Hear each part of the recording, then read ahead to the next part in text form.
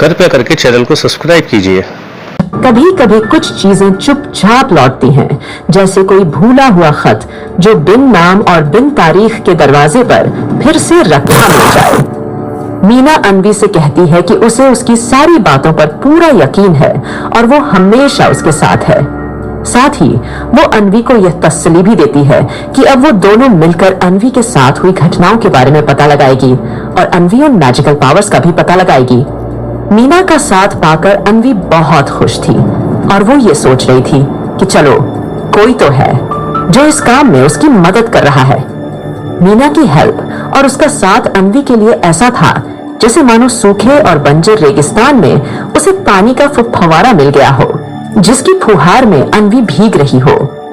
पर जब अनवी ने अपने आप से जब यह बड़बड़ाया कि उसे किसी और चीज का भी पता लगाना है, तो मीना उसकी यह फुसफुसाहट सुन लेती है और उसे बहुत ही ज्यादा मिस्टीरियस अंदाज में देखने लगती है। और फिर वो अनवी से पूछती है, यार अनवी, तू तो बड़ी ही मिस्टीरियस अनवी बनती जा रही है। अब और किस चीज का पता लगाना है तुझे अनवी?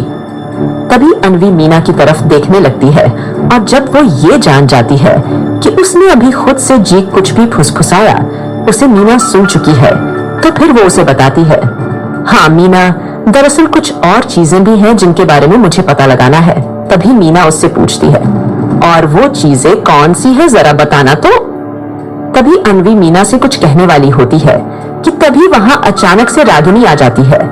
अनवी और मीना का ध्यान कुछ देर बाद इस बात पर जाता है, रागिनी वहां आई है। और जैसे ही वो रागिनी को देखती है तो खुद को नॉर्मल करने की कोशिश करती है।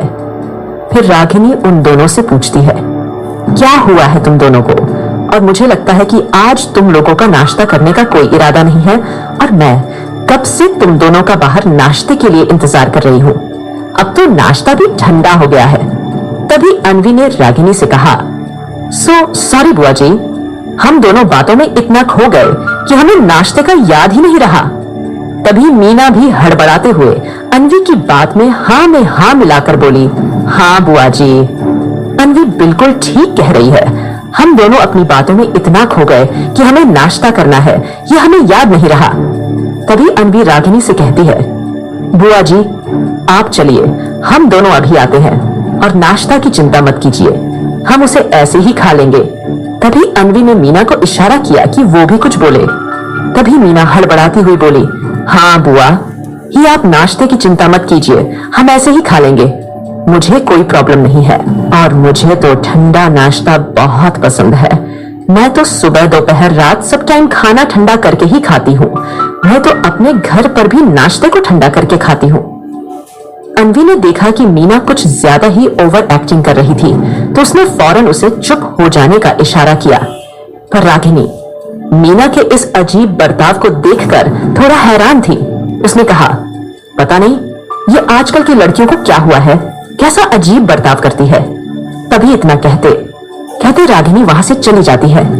फिर अनवी मीना से गुस्सा करते हुए कहती है, ये तू बुआ जी से क्या कह रही थी कि तुझे ठंडा खाना पसंद है? शायद तू ये भूल गई कि बुआ जी हमें बचपन से जानती है और वो ये भी जानती है कि तू कभी ठंडा करके कुछ नहीं खाती। आज तूने बुआ जी के सामने कुछ ज्यादा ही ओवर एक्टिंग कर दी।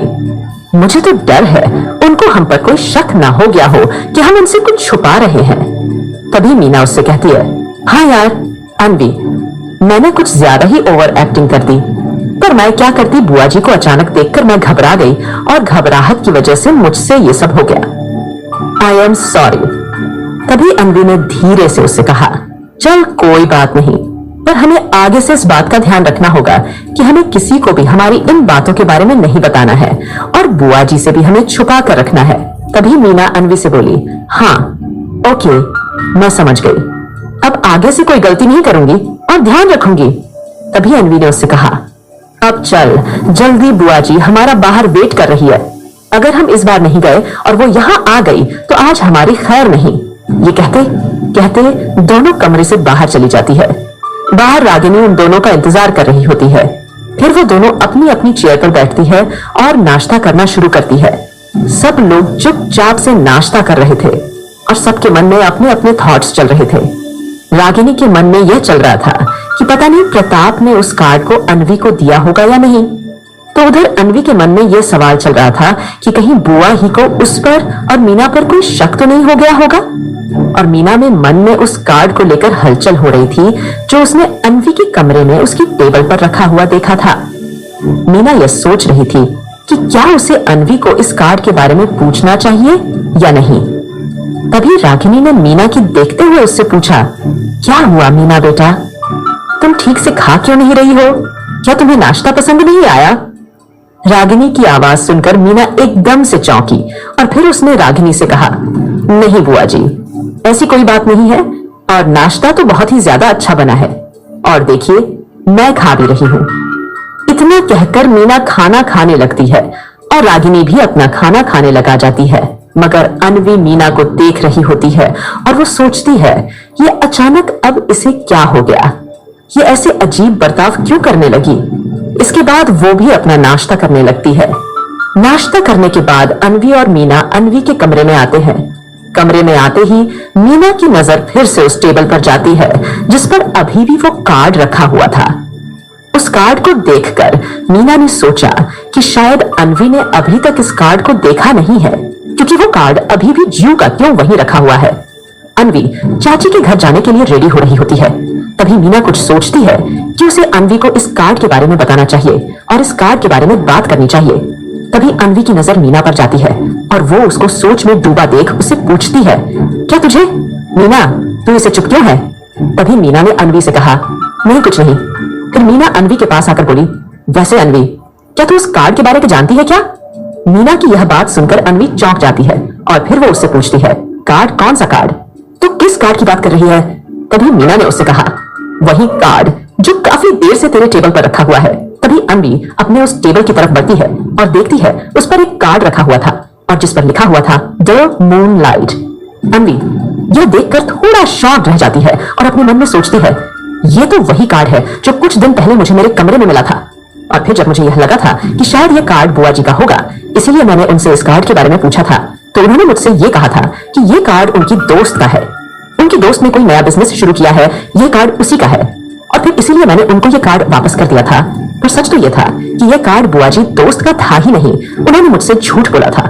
क्योंकि जब उनकी दोस्त मुझे मिली थी उस दिन, तो जब मैंने उनसे किसी कार्ड के बारे में पूछा तो उन्होंने साफ साफ मना कर दिया था कि उन्होंने कोई नया बिजनेस शुरू नहीं किया है और ना ही कोई कार्ड बनवाया है। तो फिर अब ये कार्ड मेरे कमरे में मेरे टेबल पर कैसे आया? क्या बुआ जी ने इस कार्ड को यहाँ रखा है? अनवी अब एक सोच में डूब गई थी। पर अगर वो खत वही हो जो तुमने खुद किसी और को लौटाया था, तो फिर सवाल ये नहीं होता कि वो आया कैसे, बल्कि ये होता है कि अब कौन तुम्हें कुछ याद दिलाने आया है।